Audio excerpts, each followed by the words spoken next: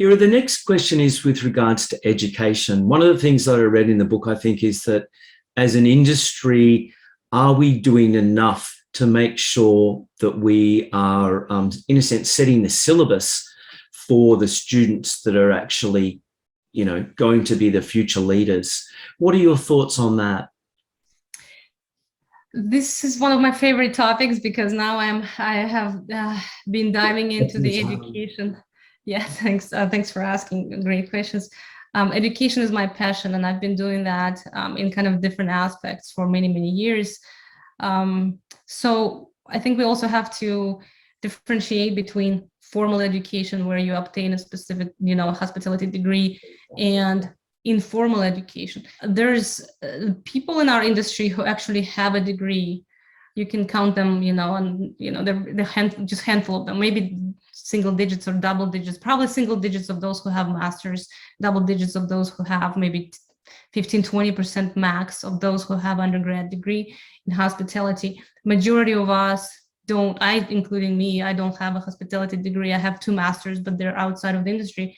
So with that said, absolutely not everyone is going to decide to go to San Diego State or any other university to advance in their career in the hospitality technology. And it's not absolutely necessary to advance, your career and become successful and, contribute to the development of the industry.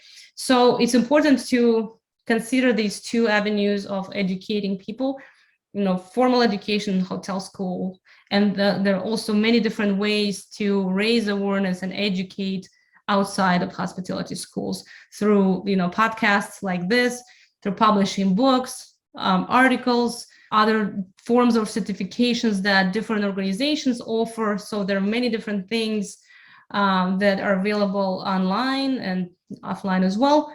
So again, 2 separate, very different initiatives, but both of these avenues have to ensure that the content, which is again easier for non-formal education content to be adopted and upgraded faster than formal education content, just like the situation we have with brands versus independents, the same thing.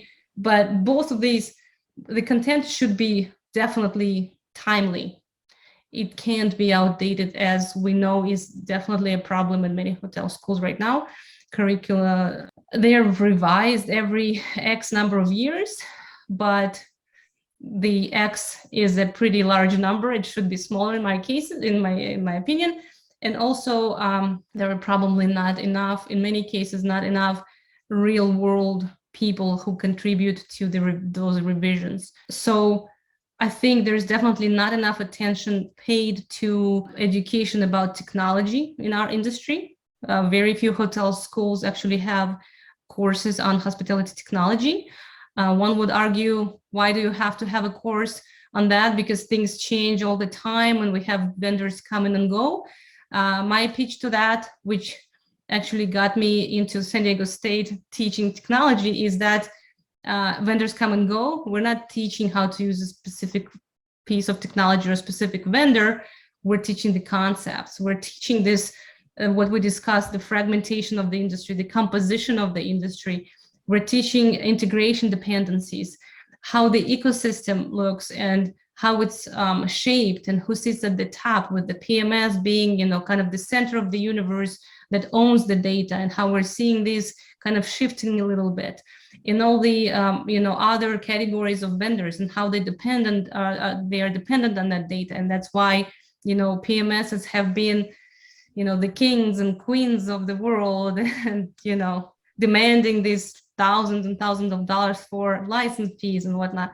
So all those things that our future leaders have to understand, that unfortunately majority of the industry leaders still don't understand. Like, many people unfortunately don't really understand how the technology ecosystem is structured, what the categories are, what the subcategories within the categories, how they're related to each other, what the trends are, how the categories are merging, and the trend towards consolidations between different categories, and providing end-to-end solutions.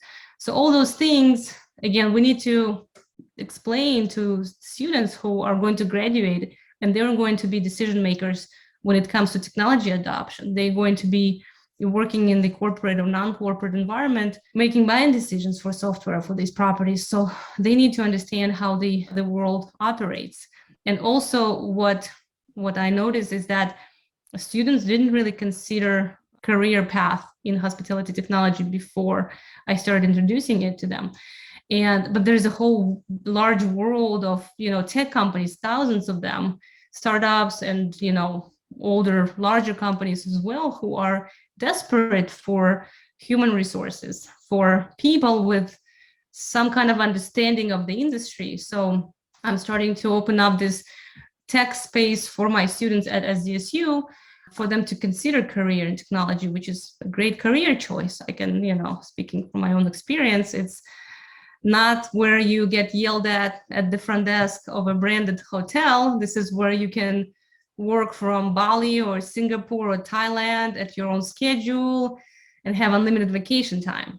So that's the type of career that I think will be definitely something that they will consider, and many of my students are actually considering that. But I think one more comment that I want to make in terms of education is that because the technology adoption rates are accelerating and more things that we used to do manually are going to be taken on by machines. So if we take, for example, revenue management, the number crunching, aggregating data, generating reports, building, these decisions for everyday daily rates for the future 365 days ahead, those manual, boring, routine tasks are now delegated to the machines.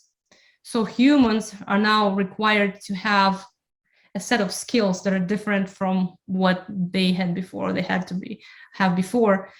First of all, those are critical thinking skills. Those are very important: strategic thinking and critical thinking, and also being friendly with technology, which I think we're not going to have a problem with the new generation of people who graduate, who have these degrees. The kids, they're pretty familiar with technology and they're very comfortable with this. But it doesn't mean that you have to be, a data analyst or understand data, or you just have to be friendly with technology and friendly with reading data, reading the answers that technology gives you, and be able to make strategic decisions based on what technology gives you, based on all those number crunching that's already been done by the machine, and then holistically view the whole picture, the whole organization, and then making more strategic decisions. So, critical thinking, strategic thinking, stakeholder management, and kind of technology friendliness. I think those are the skills that are going to be essential for the future leaders of our industry. That's a really good point. And we mentioned Max Starkov before. Having spoken to Max, I know he also believes that, one of the things that we lack in the industry currently is people with a technology skill.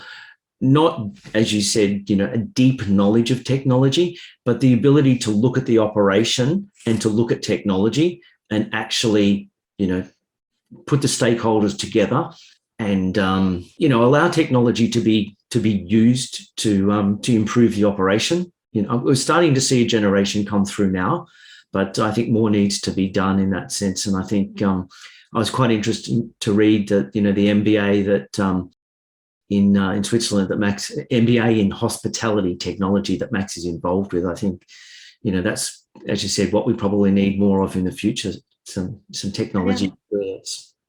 I absolutely agree with Max on that. It's you don't have to have an engineering degree to be successful in implementing or understanding the use cases in your business that you can use technology for. I don't have an engineering degree. I have built, from the product management standpoint, I've built and brought to market multiple successful technology solutions. And what's important to understand for these students, really for anyone, you don't have to be an engineer to build a career in technology. There are so many different roles that you can apply for, that you can be absolutely qualified for, in customer service, in product management, in in onboarding, in sales. Very many different roles where you are not required to have engineering skills. And then from the hotel company's standpoint, again, you just have to be friendly with technology. From the end user standpoint, you don't have to have an IT skills to understand what use cases exist in your business that will be better for technology implementation, rather than using 100 people to do the same job. You can just subscribe to software and pay a few $100s a month. That will save you a lot of money, and you will be much more efficient and effective and profitable at the end of the day. Yeah, I think that's a really good point. And, I've been lucky enough in my career to actually be able to do that. As you said, I don't have an IT degree. I actually have a Bachelor of Business in Hospitality Management, but I love technology from the onset. And I've worked in product management roles in a number of companies, taking the user's requirements and actually translating that and talking with the development team, being that interface between. And I think that's what Max is also saying that we probably need in the industry, people who can act as a bridge between the operation and technology. And that's where people like yourself as a consultant and myself actually fit in at the moment. We're actually helping hotels, take advantage of technology. Absolutely. And just one more comment. It's interesting that you mentioned that. This is something that I realized very recently, that we in the hospitality tech world, we absolutely lack product managers with industry experience. This is something that I've been doing for 12 years. I've been doing product management, and I've been certified by a gazillion different institutes to do product management, but I'm also in the industry, which I've been for probably 20 years. So I have this combination, which is very rare, and it's very hard to find product managers who have industry experience or industry people who have product management experience. Very logical combination that just doesn't exist, something that we are going to hopefully solve at San Diego State University. We're going to start introducing those, the courses, and so our graduates actually have the necessary experience to be qualified for product management positions at those tech companies, because I think that's definitely a very, very big gap in our industry right now. And this is the reason why the software solutions that are built, they don't really match the user's expectations, because they don't understand the end user. So something that hopefully I'll be able to, not me personally, but with the help of many industry professionals, will be able to solve in the near future. Yeah, that is a really good point. That is a really good point.